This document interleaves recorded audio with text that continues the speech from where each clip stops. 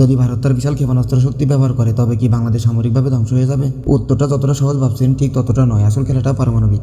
হ্যাঁ, ভারতের হাতে ব্রহ্মসের মতো সুপারসনিক ক্রুজ ক্ষেপণাস্ত্র আছে যা সামরিক ঘাঁটি ও গুরুত্বপূর্ণ অবকাঠামো ধ্বংস করতে পারে।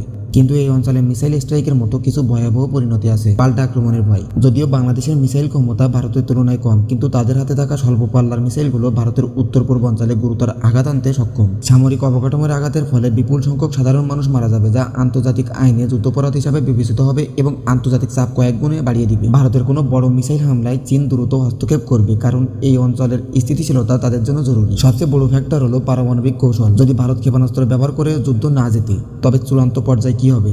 সেই পারমাণবিক হুমকি কি আসল বিজয়ী? ভারত কেন কখনোই তার পূর্ণাঙ্গ ক্ষেপণাস্ত্র শক্তি ব্যবহার করবে না? এবং সামরিক শক্তির বাইরে বাংলাদেশের হাতে থাকা পারমাণবিক সুরক্ষা কৌশল কি? সেই পূর্ণ বিশ্লেষণ দেখতে পিন কমেন্ট অথবা ভিডিওর এই অপশনে ক্লিক করুন। সম্পূর্ণ ভিডিও পেয়ে যাবেন।